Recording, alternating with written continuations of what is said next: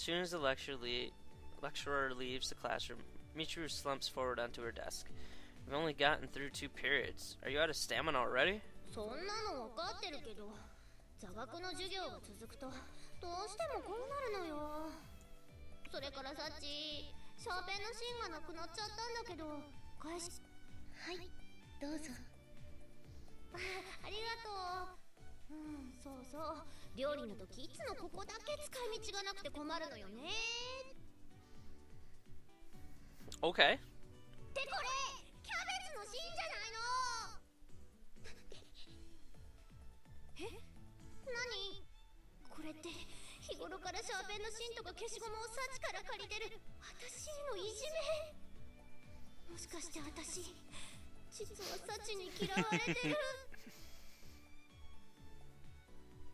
It's quite the imaginative leap in logic there.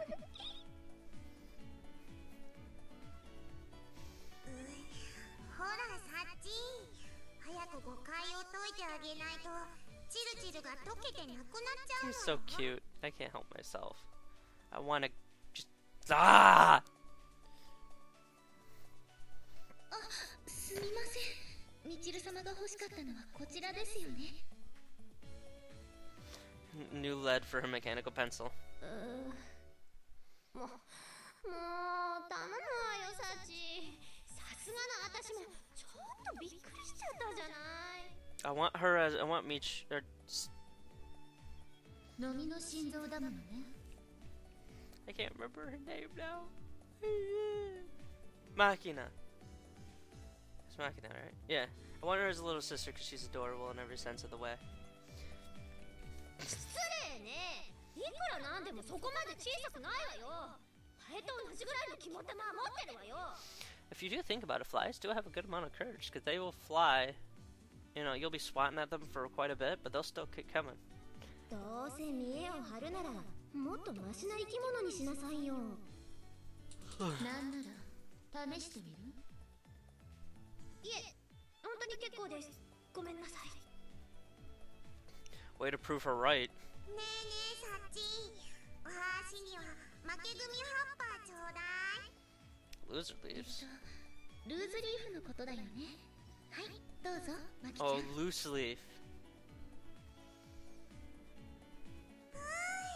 クラッチフラッチ。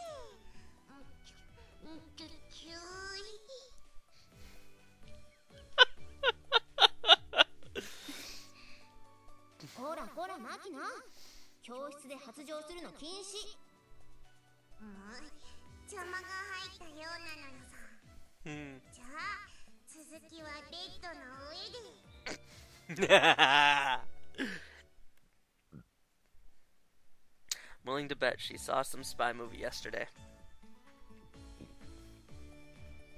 But anyway, you really got the work, Sachi. 何でもというのはどんなものでしょうか。 What? やっぱりここって突っ込んだ方がいいの？どうだろうね。 You're a unique one. ありがとうございます。しかもなんか褒められてるし。ねえ。 Let's see. Do you have a chisel on hand as well? What? What? Why would she have a chisel? As soon as I request it, a chisel set emerges from the depths of her desk. How about a heavy-duty stapler that can handle a dozen sheets of paper at once? Standing from her desk as she walks off to face a large locker in the back. What's with the lockers? Twice the size of any others. 詰め込むものがたくさんあるさっちゃん専用ってやつ？それはこれのことでしょうか。 With a few minutes, she finds the requested item and brings it to me. Normally, I'd expect to have to go to the stationery store to get something like this. ちょっとユージ、あんた今頃何言ってるのよ。 Apparently not. 十徳ナイフよりサチを持てっていうのがこのクラスでの常識よ。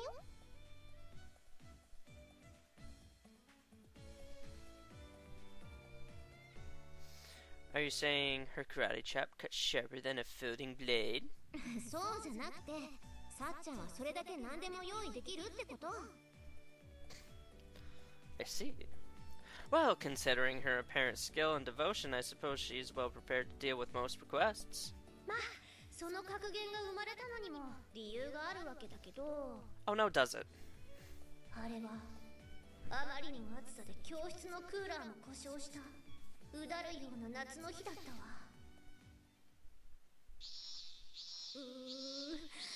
今日は本格的に寒いわねこれじゃあセミの寿命も2割引きよねえねえチルチルじゃあ今日のお昼は鍋にしようよ鍋こういう時こそ体も心もグツグツ煮えたぎるのよさ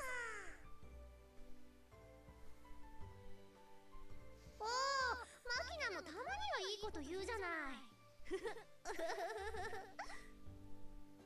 何あれさあ暑さのせいで湧いちゃったんでしょ湧いちゃったってでしょでしょ学園で鍋ってところが飛び抜けてるでしょ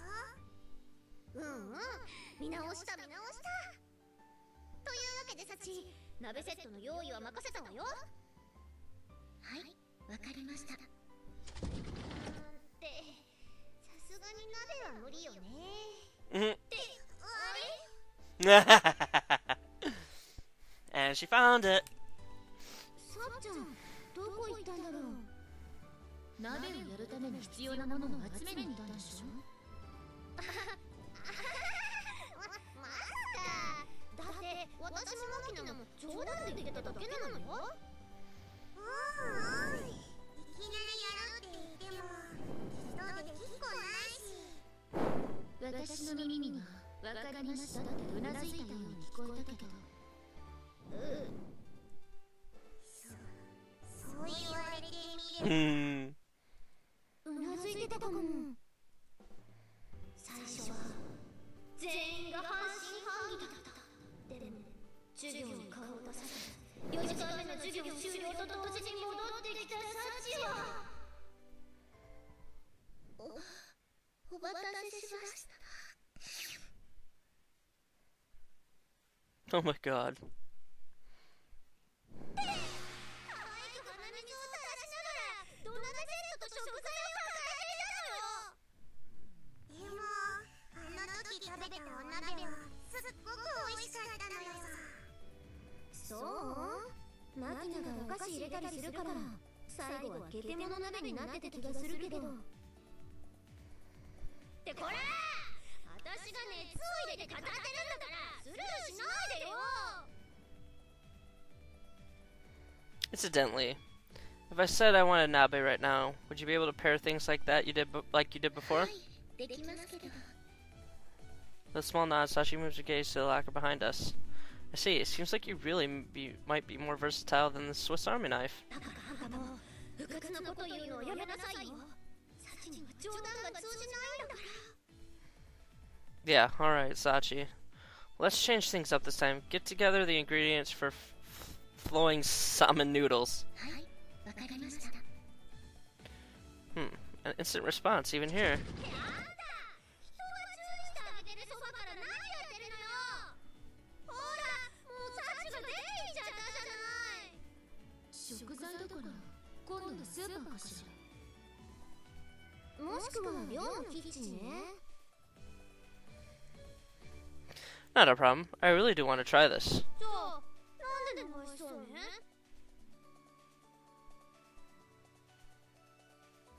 You said it yourself earlier, didn't you? It's hot today, so I thought a cool meal would be best. 何よ私のことを気にかけてくれたからって別にお礼なんて言わないんだからね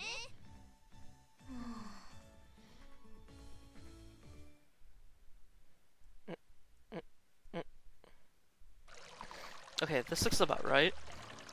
Carefully check the bamboo flume that makes up the small canal. I've confirmed that the water is flowing smoothly. Having explained the gist of things to others, I spent the last 2 periods obtaining the necessary materials and putting together a simple, angled bamboo gutter on the roof.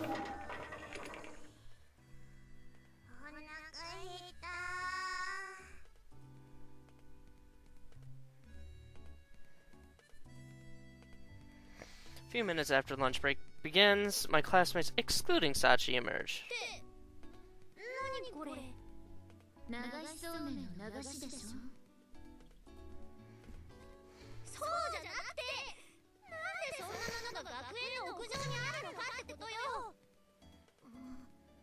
もしかしてユージ君が作ったの？ Yeah, there's a bamboo grove within walking distance in the direction of a mountain, so the materials weren't hard to come by. まさか授業をサボって山で竹取りとはね。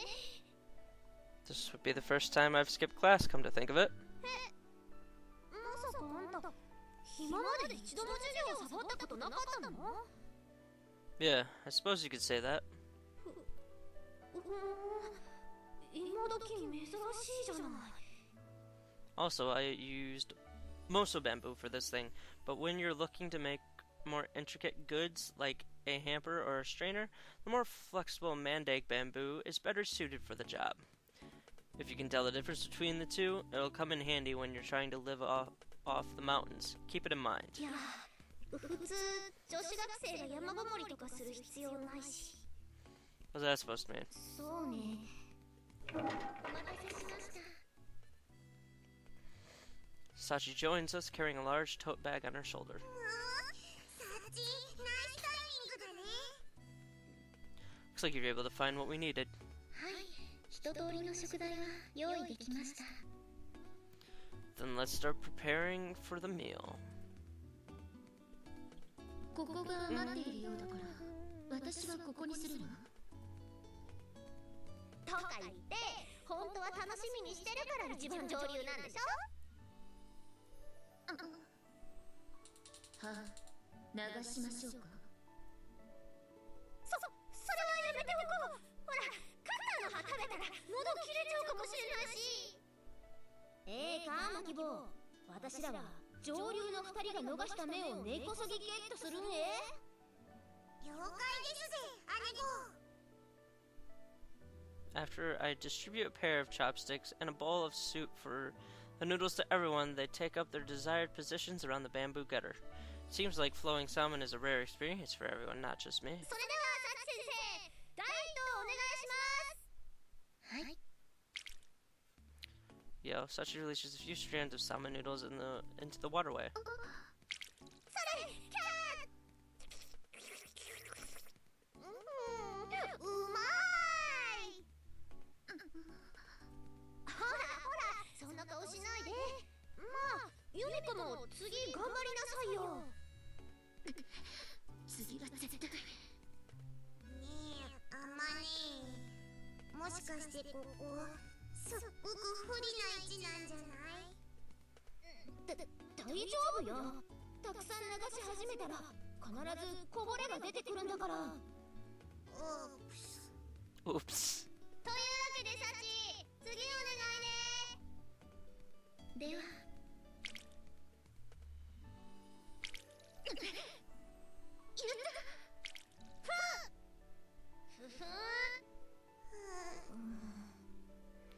Sure, they're empty soup bowls with hollow eyes. Aww.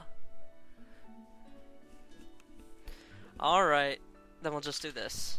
I set up another gutter and I prepare a spare in position below Michiru. Sachi, let's get some in this one as well. わかりました。これがジャパニーズ直通電車で社長さん。ありがとう。No need to thank me. A long time ago, I had it beaten into me not to waste things I make. へえ。 Glance to my side where Sachi is silently floating salmon noodles down the waterway.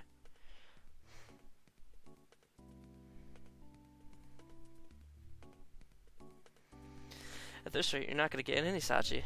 Alright, I'll secure your share. Scooping noodles directly from the original container, I deposit them into Sachi's bowl. ありがとうございます。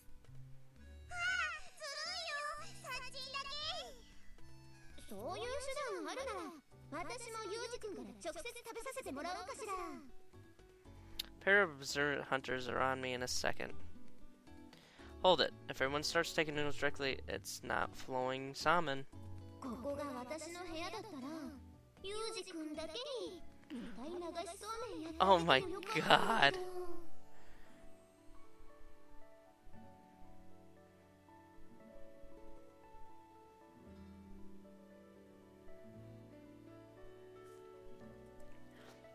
sexy salmon. Nice ring to it. ちょっと甘えあんたいきなり何口走ってるのよ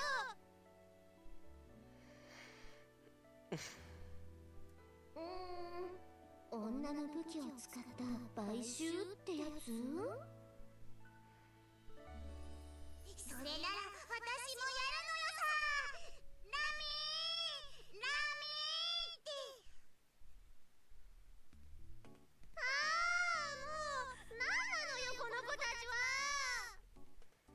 ほら小峰さん手が止まってるのよ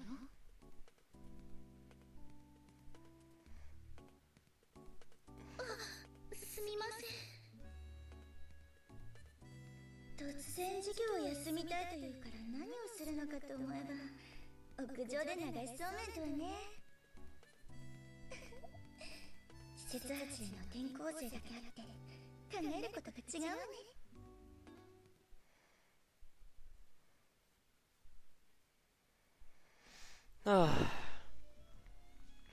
First, it takes 3 days to get a cat to take to you. The girl named Irisu Makina got attached to me even faster than that. Yes, this is the same Makina who used to flee the instant she laid her eyes on me. I have no idea what changed her mind, but lately it's been quite the opposite with her approach to me on the site. Yeah, true. Not that she's particularly talkative. After a small greeting, she tends to just tag along in silence. You want something? Honestly speaking, getting followed around for no reason like this is a little annoying. That said, there's no reason for me to coldly shoo her away either. You don't need to go to afternoon class.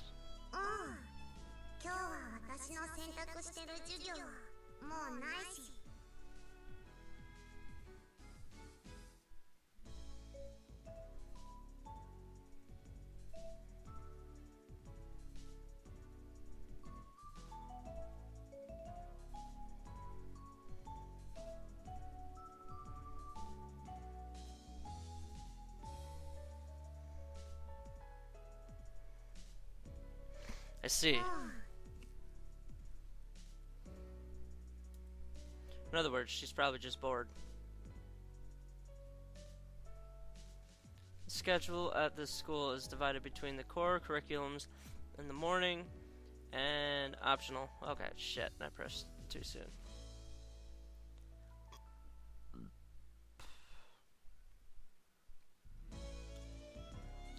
If you got nothing to do, how about we go back to the dorm and study? That's what I like to say, but come to think of it, I'm also wandering around, wasting my free time, my free fifth period. So I don't exactly have the right to lecture Makina. Want something to drink? I dig in my pocket, searching for small change.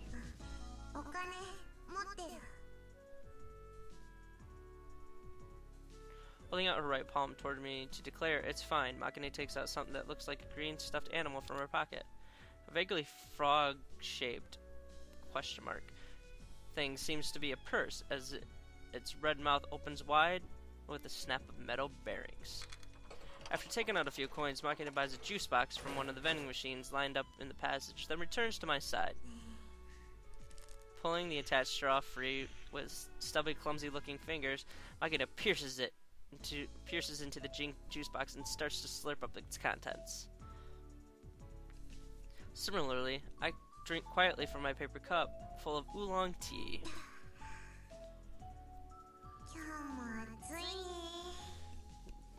True. Now we're repeating ourselves. Probably evidence that we're both puzzled over how to get a conversation started. Who was it that told me the man has to break the ice in a situation like this? Of course I'm not confident I could pull that off if I tried. What do I talk about with a girl like Makina? Stories. Stories. It's a fairly standard request, but I'm not sure where to go with this. What sort of story?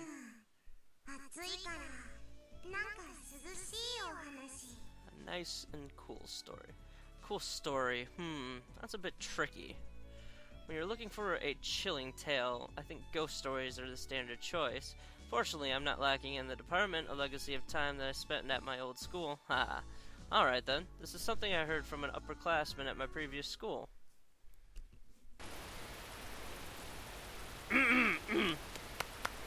Sorry, I gotta get my my story voice going. This is a sorry.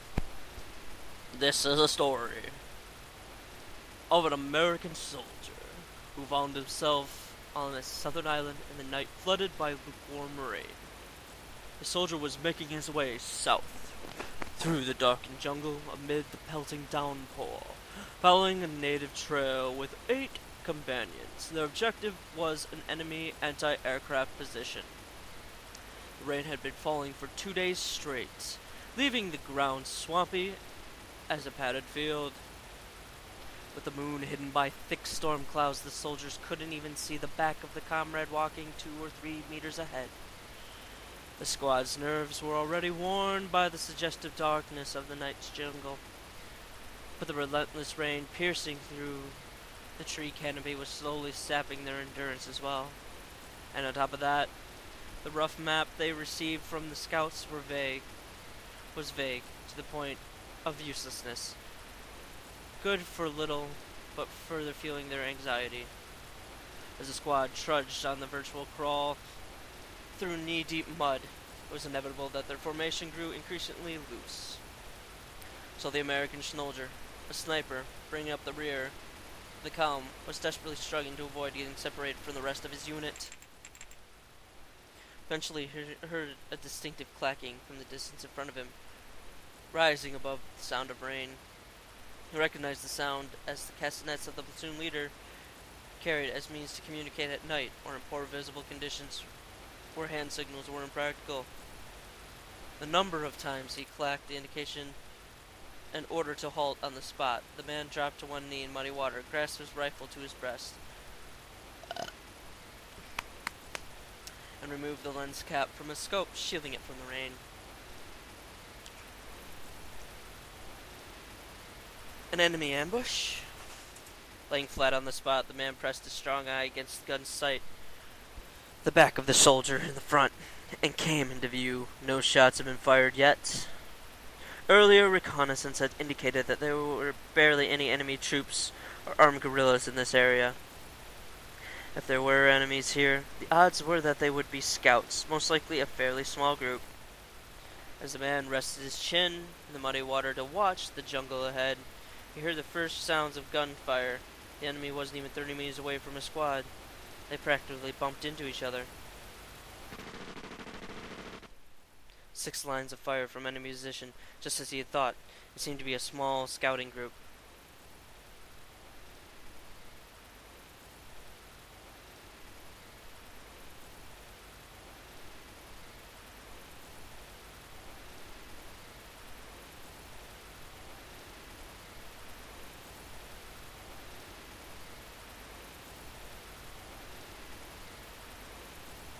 Judging from reckless way they opened fire blindly, they were probably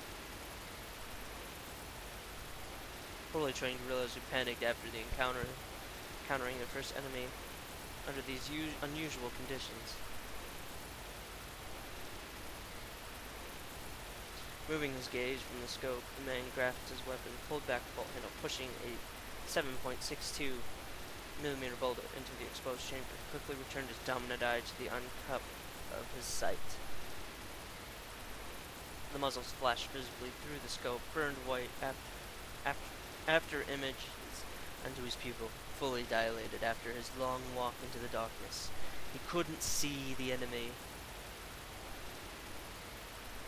Aiming on intuition, he squeezed the trigger.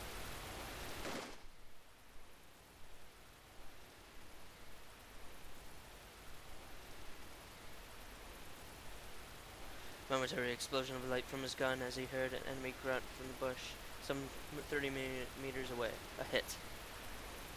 The man took his rifle in both hands and began to crawl on his elbows and knees in search of a new firing position.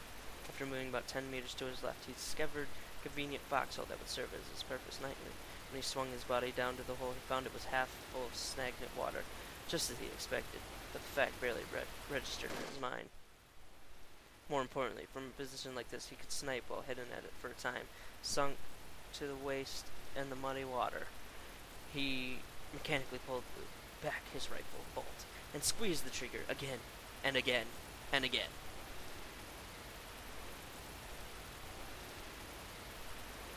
All of a sudden, he heard a voice from the next foxhole. Since when had it been occupied?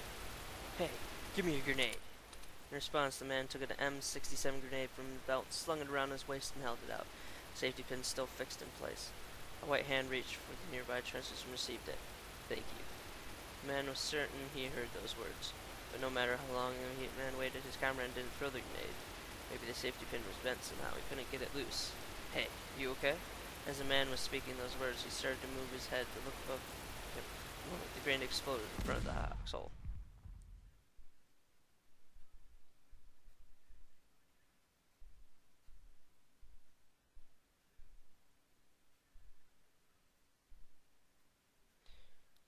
An explosion at point-blank range isn't something you hear.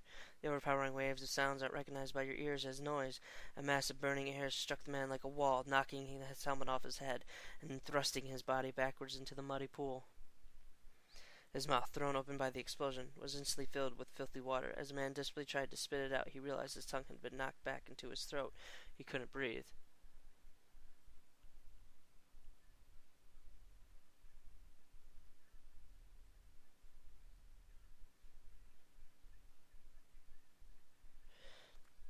Quickly thrusting his hand into his mouth, the man peeled his tongue free with his fingers and powerfully vomited out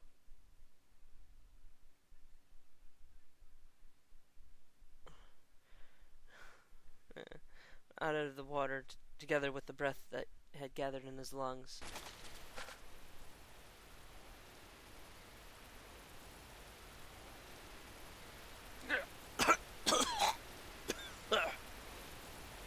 His throat was burning from inhaling the explosion's scorching wind. It couldn't stop the tears that were pouring down his face. His head felt like it had been taking a direct hit from a fastball made of concrete, and his ears were filled with a high-pitched ringing. Hey, you alright? Get it together! He curled up in the muddy water with his head in his hands. The man was his comrade. At least his eardrums hadn't shattered. He felt himself being dragged out of the foxhole by both arms. You've got to move. Temporary withdrawal. Can you walk? It took all of the man's effort to nod his head. He couldn't see. His ears were barely functioning, and his throat was on fire. He couldn't even speak. The man began to run, his hands across the ground in a panic. His comrades knew what he was looking for. The man felt his rifle pressed back into his hands. Reassured by the familiar feel of his weapon, the man slung it onto his shoulders, his hands still clutching the ground as he fled in place at a crawl.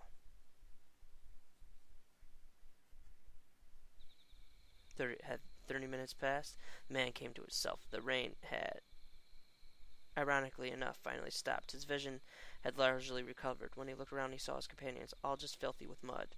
Hey, Shorty, you still alive?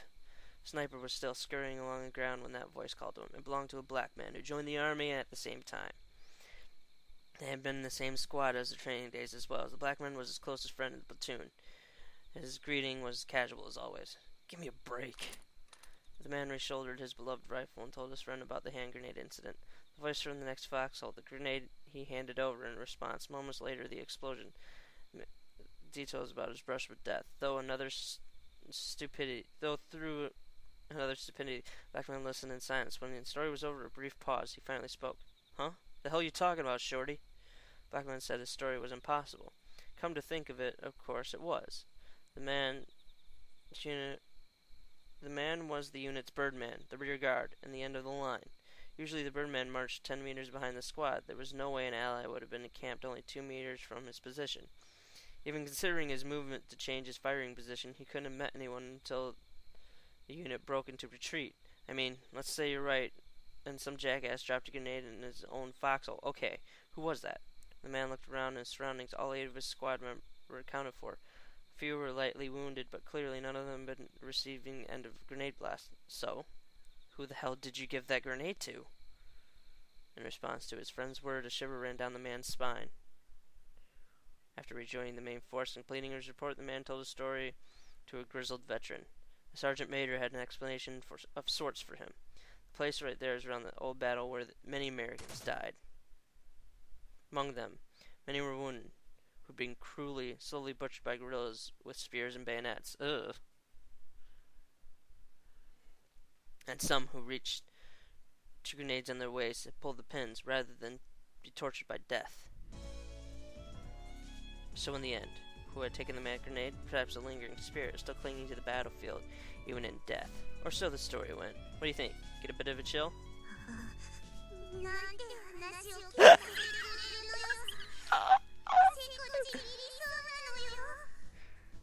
Oh, sorry about that. Forget it. Oh, poor Magina. My bad.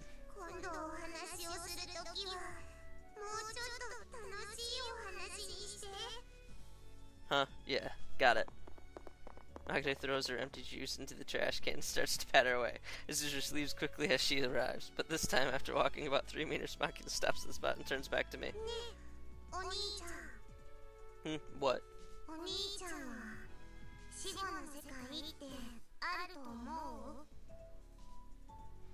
Life after death? Can't say for sure. I've never experienced it firsthand. If you believe in it, then maybe there is. In the army, there's a popular story about an afterlife exclusively for soldiers. It's a story you'll find in the armed forces of pretty much any country. In pretty much identical form. If you believe in the afterlife is waiting for you, it will be. I'm sure there's something like that.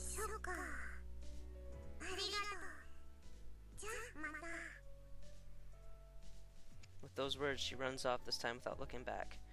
I don't think I said anything particularly interesting, but hearing the words of thank naturally lightens my mood anyways.